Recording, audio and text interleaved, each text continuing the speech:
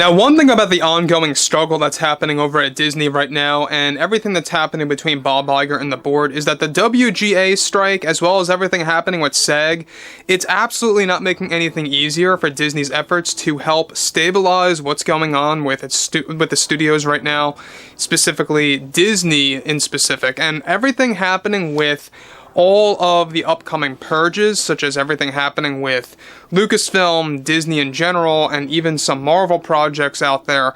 But there's more to it than just that. We know that The Marvels is going to be one of the box office flops of 2023. There's no question about it. This is Mike Zero. Subscribe if you're new and like this video to see future updates.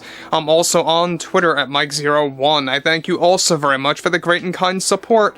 And let's get right into exactly what's going on with BRIE LARSON. Now, I haven't talked about BRIE LARSON in almost a year now at this point because she's been pretty dormant over the past couple of months, but as we heat up towards the Marvels and how that is now getting slowly but surely promoted and talked about more, there's been a lot of things going on with BRIE LARSON and director of course, Nia. Now, you guys may not know this, but Nia actually did talk about how the Marvels is going to be the wackiest and silliest Marvel movie out of all Marvel films.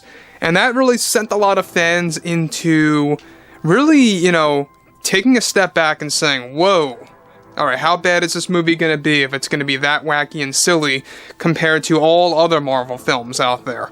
So that brings us to what BRIE LARSON had to talk about when it comes to the Marvel's backlash, everything happening with how fans view Captain Marvel as a character, as well as Mrs. Marvel. Let's dive into this. Now, with actress BRIE LARSON embracing the upcoming release of this film by this November, unless a delay comes through and comes to fruition, recently Brie broke silence on the fan backlash for the Marvels by delivering the following to everyone. I think that the fanboys, there she goes, she's calling them fanboys, that are really against the film by Nia are just misogynists, and that was the biggest difficulty that we had with Captain Marvel. I just think fans couldn't accept that my character is most likely the most powerful out of all the Marvel heroes in the cinematic universe.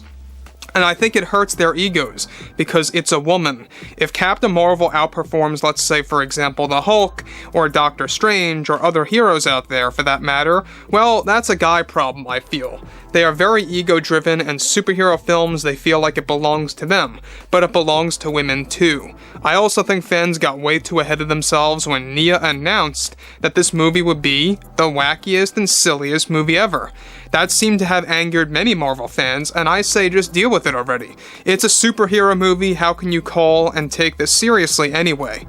So guys, let me pause here before I get to the next piece that Brie touches on, is that the fact that the other day that the director of the Marvels really came out and said that, I don't know if she's trying to self-sabotage this movie or what, but that's really not a good way to promote your film, let's be real. When you look at the Marvels, when you look at the trailer, not only is it cringe in certain spots to the point where it just makes you want to turn off the trailer, but it also has actually quite a significant budget going into this film. And for those of you that do not know, I mean, Disney made the same mistake with Indiana Jones 5.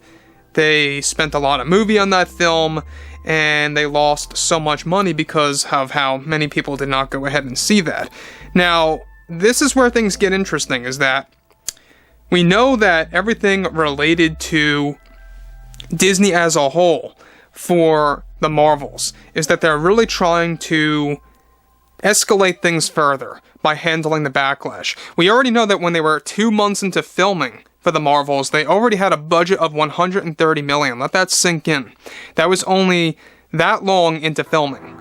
And that should be around the Indiana Jones 5 box office, maybe a little bit below it if they wrapped filming entirely. If you do the math, usually it takes around 4 to 6 months to film a movie, so you can see where that would lead. Now, interestingly enough, this is where things get worse. So she begins to touch on the following. It's kind of like the Fast and Furious movies. I don't take those seriously even though I was in Fast X, and nor should you take Marvel films like that as well. They aren't realistic, so who cares if a female is almighty and powerful out of everybody else? It's a fictional world as far as I see it. I think The Marvels is going to be a hit because it's really one of our first female-led stories on the big screen. This is why I look up to those like Dave Filoni and Lucasfilm as a company and what they did with Ahsoka. Star Wars needed that for a change, and the same applies here with The Marvels. I have been so happy to have become a part of this film by Nia. She is such a phenomenal director and did such a phenomenal job, and the people harping on this movie, saying it will fail at the box office, have no idea what they are talking about. It's going to be a fun blast of a movie. I can promise everyone that right now. And who doesn't love Samuel L. Jackson? So, Brie Larson, again, prime example. Like I always say, the big threes: Phoebe Waller-Bridge, Brie Larson, Rachel Zegler, all of which are almost like the same personality. They're always talking about themselves, they're always talking about their roles being better than everyone else's, and they're always talking about how it's changing a specific franchise. Right, we know that Brie Larson touched on this a couple weeks ago, that The Marvels is going to establish something that's going to change the Marvel Cinematic Universe forever, that's going to make this movie a big highlight. Now, as I said before, the budget of this movie, the exact specifics, alright, we know that The Marvels is going to be one of the biggest flops of all time. That's just a given. There's so many fans that I know and their social circles that are rejecting this movie already just based on the trailer and just based on the fact that Brie Larson is in it. By the way, guys, you may not know this, but this is why Nissan dialed back a little bit on the Nissan Z commercials, because Brie Larson being in those commercials, it wasn't really selling the car at all, and I'm not all too shocked about that. Now, she's still associated with Nissan, but she's not doing as many Z commercials, believe it or not.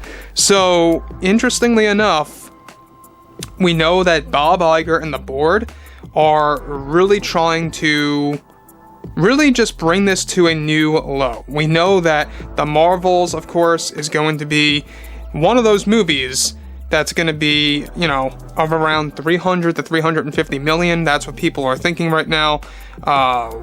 We know that given that Captain Marvel was around 350 million, so it should be around the same. It might be like 290 or 300, something like that, to be exact.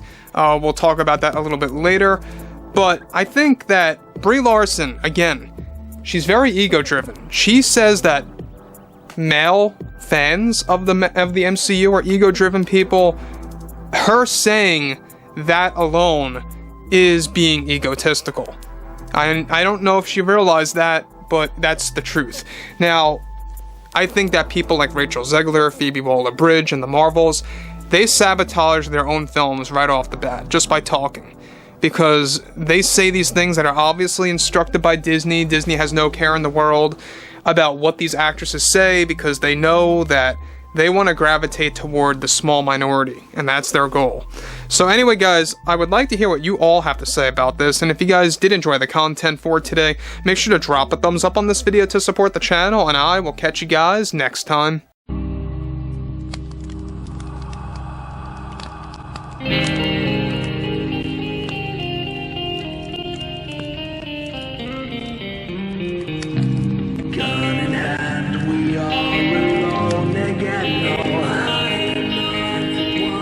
From night to moon, we hear them moans again.